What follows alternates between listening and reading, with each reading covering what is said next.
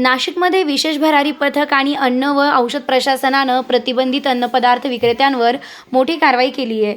माननीय नामदार श्री नरहरी झिरवाळ यांच्या मार्गदर्शनाखाली 7 ते 9 जानेवारी 2026 या कालावधीत नाशिक विभागात नियोजनबद्ध धडक कारवाया करण्यात आल्या आहेत. इगतपुरी तालुक्यातील गोंदे दुमाळा येथे ग्लोबल टोबॅको लेगसी या गोडाऊनमधून सुमारे 28,80,000 रुपयांचा सुगंधित तंबाखू साठा जप्त करण्यात आला असून 3 आरोपींवर गुन्हा दाखल करण्यात आला आहे. तसेच द्वारका नाशिक येथे विविध ब्रँडचा 35,96,000 रुपयांचा प्रतिबंधित पान मसाल्याचा साठा जप्त करण्यात आला असून संबंधित आरोपींवर भद्रकाली पोलीस ठाण्यात गुन्हा दाखल आहे. दिंडोरी तालुक्यातील तळेगाव येथील इलाइटकॉन इंटरनॅशनल लिमिटेड कंपनीत बेकायदेशीररित्या सुगंधित तंबाखू उत्पादन सुरू असल्याचं आढळून आलं. येथे 9,06,00,000 रुपयांचा साठा जप्त करून मशिनरी सील करण्यात आली असून दिंडोरी पोलीस ठाण्यात गुन्हा दाखल करण्यात आला आहे. या तिन्ही कारवायांमध्ये एकूण 9,71,00,000 रुपयांचा प्रतिबंधित साठा जप्त करण्यात आला.